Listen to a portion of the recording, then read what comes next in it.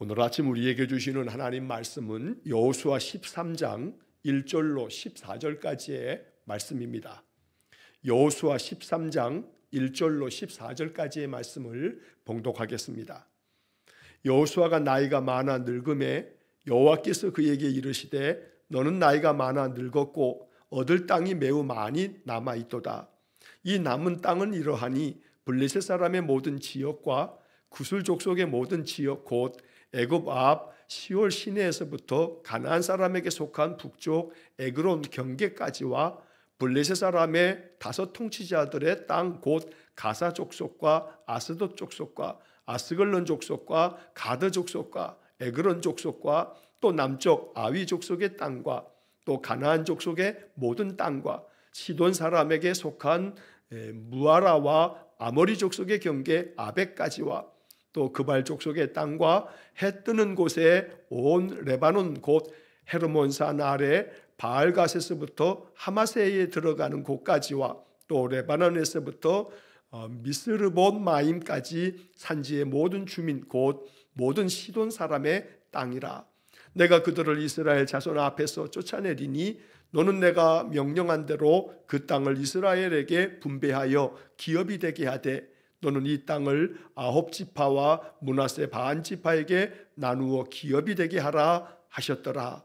므낫세 반지파와 함께 루벤 족속과 갓 족속은 요단 저쪽 동쪽에서 그들의 기업을 모세에게 받았는데 여호와의 종 모세가 그들에게 준 것은 이러하니 곧 아르논 골짜기 가에 있는 아로엘에서부터 골짜기 가운데에 있는 성읍과 디본까지 이르는 메드바 온 평지와 헤스본에서 다스리던 아모리 족속의 왕 시온의 모든 성읍 곧 암몬 자손의 경계까지와 길르앗과 및 그솔 족속과 마아가 족속의 지역과 온 헤르몬 산과 살르가까지 온 바산 곧 르바의 남은 족속으로서 아스다롯과 에드라이에서 다스리던 바산 왕 옥의 온 나라라.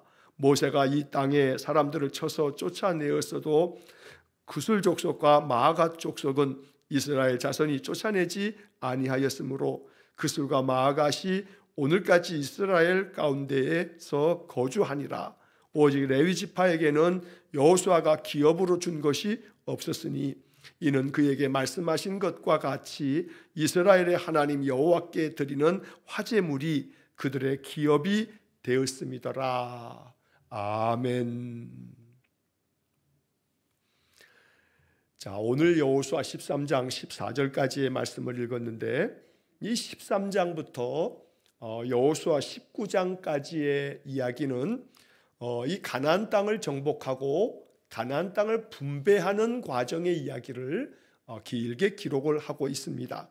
그래서 오늘 본문서부터 이제 이번 한 주간 동안에 쭉 19장까지 읽어가는 동안에는 이제 그 동안에 우리가 이제 그 앞에 장들에서 12장까지는 이 가나안 땅을 정복하는 과정을 쭉 이야기했고 오늘 13장부터 19장까지는 그 정복한 땅을 분배하는 과정을 상세하게 묘사하고 있습니다. 물론 오늘 13장 이야기에서는 그렇게 정복하는 이 가나안 땅에 정복되지 않은 땅들도 많아서 이 땅들을 너희들이 차지하도록 계속해서 이 땅을 정복하라 하는 그런 말씀과 함께 또 그런 가운데에서도 정복하지 않은 그러한 족속들이 있어서 오늘날까지 이 족속들이 남아있다는 그러한 이야기도 오늘 본문에서 잠시 보았습니다.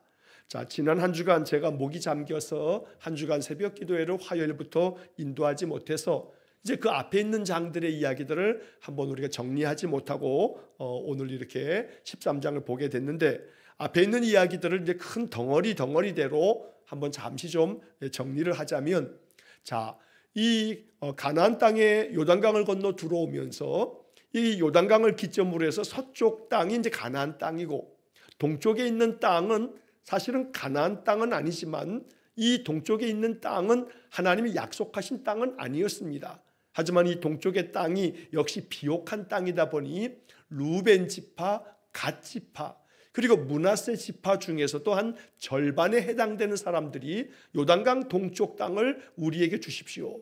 그래서 이제 요단강 동쪽 땅을 이 두 지파하고 나머지 반 지파가 이 요단강 동쪽을 약속받으면서 여호수아는 너희들이 이 땅을 차지하겠다 하는 것은 요단강 서쪽 이 땅 가나안 땅, 하나님이 우리에게 주신 이 땅을 가서 싸워서 점령해야 되는데 너희들이 그곳은 가지 않겠다 하면 안 된다, 이러면서 그 선봉에 루벤 지파, 갓 지파, 므낫세 지파의 절반 사람들이 언제나 선봉에 서서 이 가나안 땅을 다 정복할 때까지 우리가 앞장서겠다.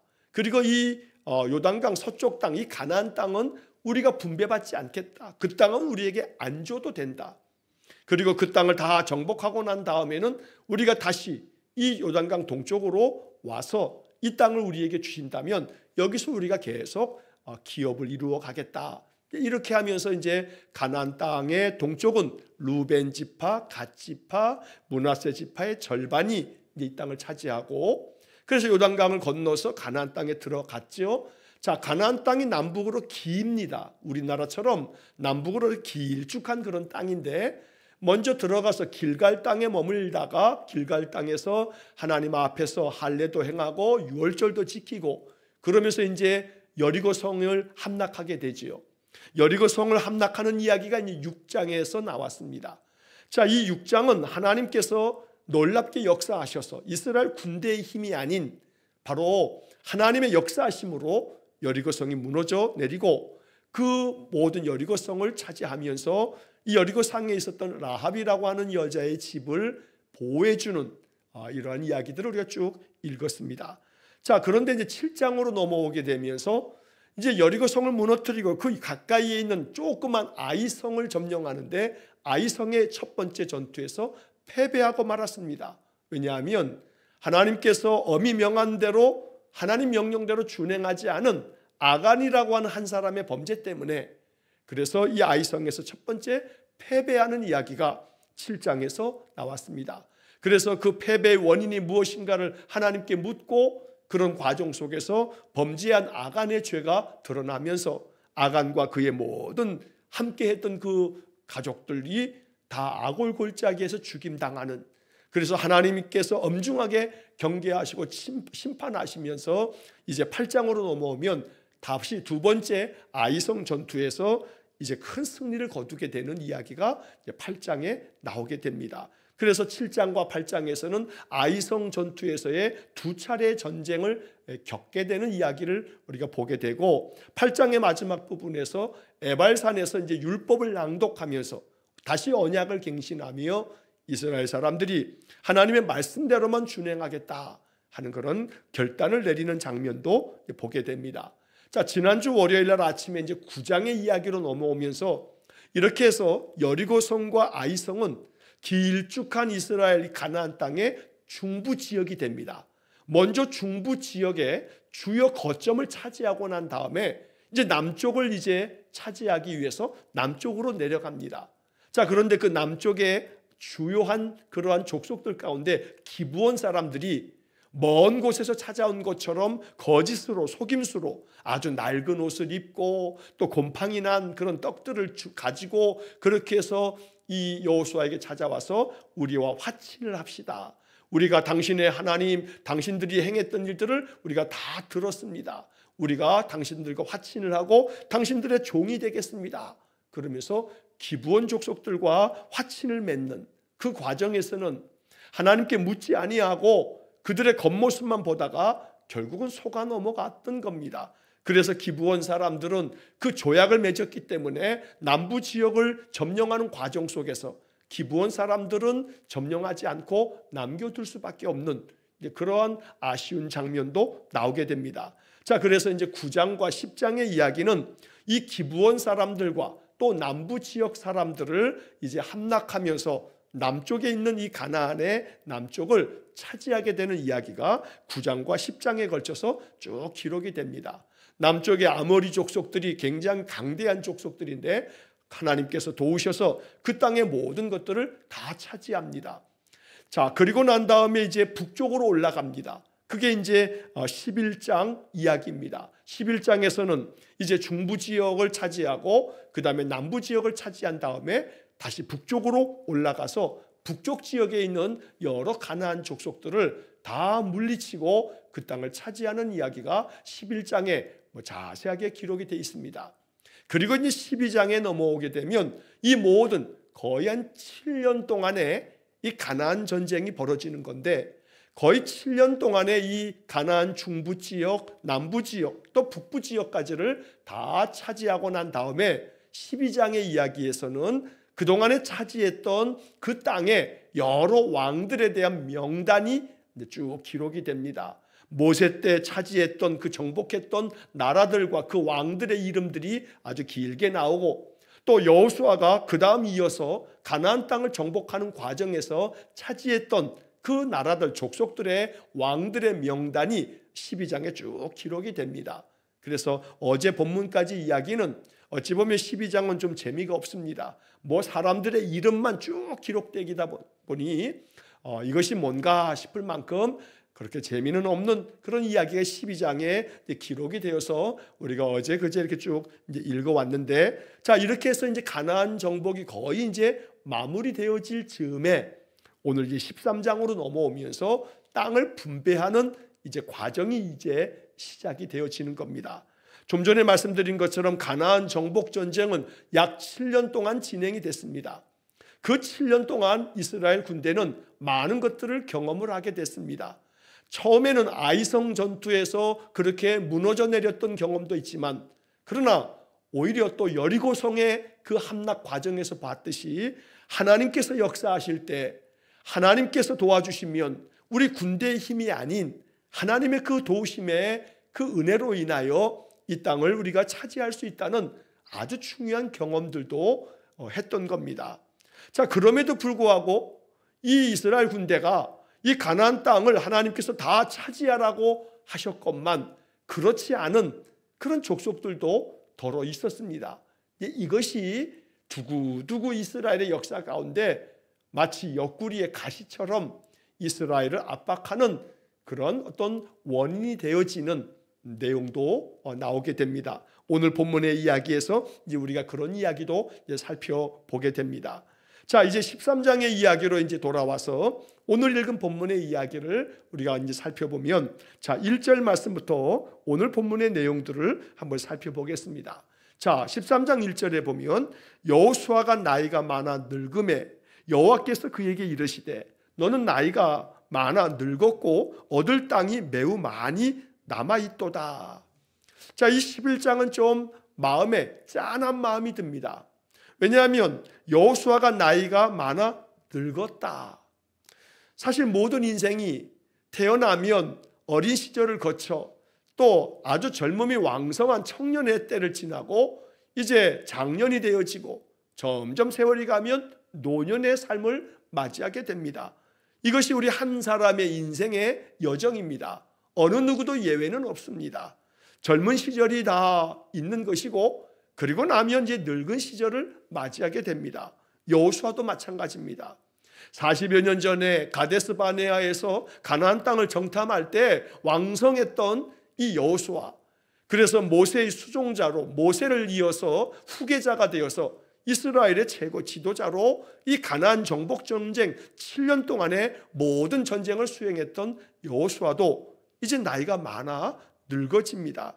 자, 그때 여호와께서 이 여호수아에게 말씀합니다. 너는 나이가 많아 늙었고 얻을 땅이 매우 많이 남아있도다. 자, 이 이야기를 우리가 이렇게 읽겠습니다. 자, 너는 나이가 많아 늙었다. 이거 부정할 수 없는 사실입니다. 자, 그런데 나이가 많아 늙은 여호수아에게 네가 나이가 많아 늙었다 하고 이야기하시면서 그 다음 이어서 하시는 말씀이 얻을 땅이 매우 많이 남아있도다. 자, 이 말은 뭐겠습니까? 자, 우리가 뒤에서 이제 살펴보겠습니다만 여호수아가 나이가 많아 늙었지만 그러나 얻을 땅이 매우 많이 남아있다. 이 말은 이렇게 해석될 수 있습니다. 나이가 많아 늙었지만 아직도 얻어야 할 땅이 많이 남아있지 않느냐. 그러니 늙었다고 핑계대지 말아라. 아직도 네가 나이가 많아 늙었어도 얻어야 할 땅들이, 아직 차지해야 할 땅이 남아있으니까 마지막까지 계속해서 사명 감당해라. 네가 얻어야 할 땅이 매우 많이 남아있지 않느냐. 그러니까 계속해서 네가 이 사명 완수할 때까지 계속해서 전력을 다해서 힘을 다해서 이 사명 완수해라 하는 말씀으로 읽을 수 있겠다는 것입니다. 그러므로 우리가 이 말씀을 읽으면서 나이가 많아 늙은 것이 핑계가 되지 않는 그러한 당당한 그러한 믿음과 그러한 삶을 살게 해달라라고 기도할 수 있기를 원합니다. 물론 이것도 우리 인생의 유한함을 우리가 인정하지 않을 수 없습니다. 나이가 많아지면 점점 몸의 기력도 쇠하여지기 마련이고 그러다 보면 감당할 수 있는 것들이 제한되는 것은 사실입니다. 그러나 그렇다 할지라도 제한되는 것은 제한되는 것이지 그것이 모든 것들이 다 불가능한 것이다 라고 해서는 안 되겠다는 겁니다. 자, 그러므로 여호수아가 나이가 많아 늙었지만 하나님께서 여호수아에게 말씀하시기를 너는 나이가 많아 늙었고 얻을 땅이 매우 많이 남아있도다. 그러니 나이가 많았어도 이 아직도 얻어야 할 이 땅을 바라보면서 마지막까지 네가 감당할 그런 모든 것들에 힘을 다하여 최선을 다하라 라고 하는 말씀으로 이 말씀을 받으면서 연세 많으신 우리 성도님들도 이 말씀을 받으면서 내가 제한된 것들은 많이 있지만 그러나 아직도 여전히 감당해야 할 것들이 뭔가 예배하는 삶, 기도하면서 중보하며 기도하는 사명, 또 하나님 앞에서 내가 가정에서나 또 교회에서나 또 식구들과 성도들을 또 돌아보고 살피고 사랑하고 이렇게 우리가 해야 할 것들을 마음속에 기도하면서 찾으면 하나님께서 여호수아에게 명하신 것처럼 또 우리가 감당해야 할 것들을 하나님께서 명하실 줄로 믿습니다. 자, 2절 말씀부터 보면 이 남은 땅은 이러하니 아직도 얻어야 할 남은 땅에 대한 이야기가 2절서부터 6절까지 여러 지역의 그 땅 이름들이 나오게 됩니다. 자, 이 땅들의 이름들에 대해서는 우리가 이렇게 이 글자를 읽게 되게 되면 감이 좀 떨어집니다. 사실 그래서 여호수아를 읽을 때는 옆에 지도책을 좀 하나 딱 갖다 놓고 읽으면 참 좋습니다. 그래서 더러 번거롭더라도 이 지명이 나오면 조금 그 지명들을 한번 이렇게 지도에 나와 있는가 하고서 조금 찾아보면서 성경을 한번 읽다 보면 그러면 그렇게 하지 않은 것보다 훨씬 더 이 성경의 이야기가 마음속에도 입체적으로 다가옵니다. 아, 지금 이 땅이구나. 여기를 아직 차지하지 못했구나. 이렇게 성경 지도를 같이 보면서 성경을 읽어가는 것이 아주 좋은 그런 성경 읽기 방법이 되곤 합니다. 예전에 우리가 성서 지리 세미나를 하면서 가나안 땅을 입체적으로 한번 만들어 본 적도 있고 그래서 그때 이제 성서 지도 책을 그때 참여한 분들에게 다 나누어 준 적이 있는데 아마 이제 기억나시는 분들은 이 여호수아를 쭉 읽어갈 때 그 받았던 성서 지도 책을 좀 펴셔가지고 여호수아서에 해당되어지는 부분들이 있습니다. 그것을 찾아서 한번 이렇게 비교해 가면서 읽어가시면 그러면 이 이야기들이 훨씬 더 좀 실제적인 그런 느낌이 들 것입니다. 제가 이 본문의 말씀들을 이렇게 살피고 난 다음에 이제 오늘 오후에 우리 아침 기도방에다가 이 여호수아서에 해당되어지는 지도 몇 장을 그 사진을 좀 올려드리겠습니다. 핸드폰으로 좀 보시기는 불편하시겠지만 이 핸드폰으로 그 사진을 이렇게 터치한 다음에 두 손으로 이렇게 쫙 벌리면 터치하면서 벌리면 이게 사진이 이렇게 확대가 됩니다. 그렇게 해서 한번 사진들을 통해서 이렇게 한번 지도들의 중요한 도시들을 제가 이렇게 표시를 해서 이제 올려드릴 테니까 한번 그것들을 한번 보시면서 이 13장 이후의 이야기들을 이제 살펴보시면 좋겠습니다. 자, 여기 2절서부터 6절까지 길게 나와 있는 내용들은 아직까지 차지하지 못한 땅들이 나오는데 블레셋 사람들의 모든 지역들. 자, 블레셋 사람의 모든 지역이라고 하는 것은 가나안 땅의 남쪽 또 서쪽, 남서쪽 지역에 이 블레셋 지역이 있습니다. 지금도 그 블레셋 지역, 옛날에 그 성경 이 여호수아 때 얘기하고 있는 이 블레셋 사람들이 있었던 그 지역이 지금도 오늘 우리가 살고 있는 이 시대에도 우리가 이제 뉴스를 듣다 보면 이스라엘과 팔레스타인 사람들이 계속해서 지금도 뭐 전쟁을 벌이고 있습니다만 그 팔레스타인의 사람들이 살고 머물고 있는 그런 정착지가 그 옛날 블레셋 사람들이 살던 거의 그 지역과 일치합니다. 자, 그래서 팔레스타인이 살고 있는 지금 이 시대 그 땅 중에 우리가 종종 뉴스에서 듣는 지명 중에 하나가 가자 지역이라는 그런 말을 듣습니다. 팔레스타인의 가자라고 하는 곳에 이스라엘이 공격을 했다, 막 이런 뉴스들을 듣게 되는데, 그 가자라고 하는 그 지역이 여기 본문의 말씀에 보면 바로 가사 족속이라고 표현되어져 있는 3절 말씀에 보면 그 중간에 블레셋 사람의 5 통치자들의 땅, 곧 가사 족속이라고 표현되어 있는 이 가사가 지금 우리가 뉴스에서 듣게 되는 팔레스타인의 가자 지역을 이스라엘이 공격을 했다라고 말할 때, 그 가자 지역이 이 지금 여기 말하고 있는 가사 족속, 이 가사라고 하는 말이 바로 그 가자라고 하는 말하고 같은 그러한 지명이 되겠습니다. 땅 이름이라고 하는 것은 사실은 굉장히 오랜 역사를 가지고 있는 겁니다. 예를 들자면 우리 교회가 있는 이 풍동이라고 하는 이 이름조차도 굉장히 오랜 역사를 가지고 있는 겁니다. 그래서 더더욱 이스라엘의 많은 지명들은 그 옛날 성경시대에 나왔던 지명을 그대로 사용하여 지금까지 이어지는 지명들이 아주 굉장히 많습니다. 자, 그래서 블레셋 사람들의 주요 그 땅들을 아직까지 차지하지 못하고 남은 땅들이다. 가사, 아스돗, 아스글론, 가드, 에그론, 이 5개의 족속들은 가나안에서 블레셋이라고 하는 나라를 이루고 있는 5 도시 국가가 됩니다. 사실 블레셋은 하나의 나라라기보다는 5개의 도시가 연합을 해서 이루게 된 연합국가입니다. 그래서 가사에는 가사 왕이 있고, 아스돗에는 아스돗 왕이 있고, 아스글론, 가드, 에그론, 여기 다 각각의 왕들이 있습니다.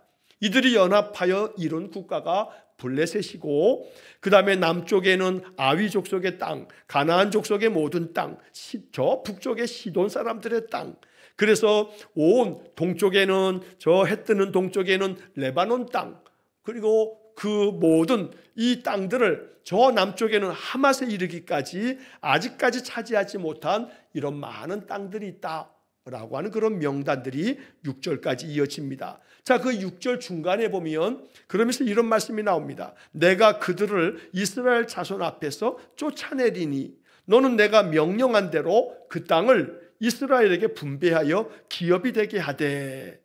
자, 이 6절 하반절에 나오는 이 내용이 중요한 겁니다. 아직도 얻어야 할 땅들이 많이 있는데, 그런데 그 모든 땅을 내가 이스라엘 자손들에게 이 땅을 너희들에게 주었으니 너희가 이 땅을 내가 명령한 대로 차지하고 이 땅을 이스라엘 자손들에게 분배해 줘라. 이스라엘 사람들에게 기업이 되도록 그 모든 것들을 이스라엘 자손 앞에서 다 쫓아내고 너희들이 그 땅을 차지해라. 내가 너희들에게 주는 거다. 너희들은 이 땅을 차지해라. 그러면서 6절의 마지막 부분에 내가 명령한 대로 이스라엘은 그 가나안 땅의 모든 족속들을 다 진멸하고 그 땅을 차지해야 합니다. 이게 하나님의 명령입니다. 그러나 여호수아 전체에서 아쉬운 부분들이 몇 장면 나오는데, 그게 뭐냐 하면 그런 가운데서도 그 땅을 차지하지 못한 족속들이 나온다는 겁니다. 왜냐하면 하나님의 명령대로 밀어붙이면 됩니다. 담대하게 용기를 내서 그 땅까지 싸워서 점령하면 이스라엘의 땅이 됐을 겁니다. 그러나 이스라엘 사람들은 그런 가운데서도 종종 몇몇 족속들은 그냥 그대로 놔버려 둠으로써 나중에 이것이 두고두고 문제가 되는 그러한 안타까운 장면들도 나온다는 겁니다. 그래서 이 6절 하반절에 내가 명령한 대로 너희들 이 남은 땅을 다 차지해라 라고 했지만 그렇지 못했던 겁니다. 자, 7절 말씀에 보면 이 땅을 9지파와 므낫세 반지파에게 나누어 기업이 되게 하라. 그래서 이 가나안 서쪽에 있는 이 가나안 땅을 이제는 9지파, 왜 9지파냐 하면 루벤 지파와 갓 지파는 이 요단강 동쪽을 차지했기 때문에 요단강 서쪽에 있는 이 가나안 땅은 9지파하고 그리고 므낫세 지파의 절반은 요단강 동쪽에 머물기로 했기 때문에 므낫세 지파의 나머지 절반, 그래서 9지파 그리고 므낫세의 반지파, 이 지파들은 이 가나안 땅을 이제 분배해 줘라, 이렇게 이야기를 하면서 이제 8절서부터 13절까지의 이야기는 므낫세 지파의 그 절반하고 루벤 지파하고 갓 지파에게 이제 모세에게 명했던 대로 그들에게 땅을 분배해 주는, 그들이 차지하게 될 땅이 어디인지를 쭉 기록을 합니다. 9절과 10절과 11절에 쭉 이어지는 이야기가 바로 요단강 동쪽에 머물기로 했던 루벤 지파, 갓 지파, 또 므낫세 반 지파에 대한 땅이 어떤 땅인지, 어디까지가 그들이 차지하게 될 분배받을 땅인지, 이런 것들이 쭉 기록이 됩니다. 자, 이것은 민수기 32장에서 우리가 여호수아서를 시작하면서도 앞부분에서도 한번 살펴본 적이 있습니다만, 모세에게 이 루벤 지파와 갓 지파와 므낫세 반 지파가 우리가 요단강 동쪽에 머물게 해달라 하면서 있었던 이야기가 민수기 32장에 기록되어져 있습니다.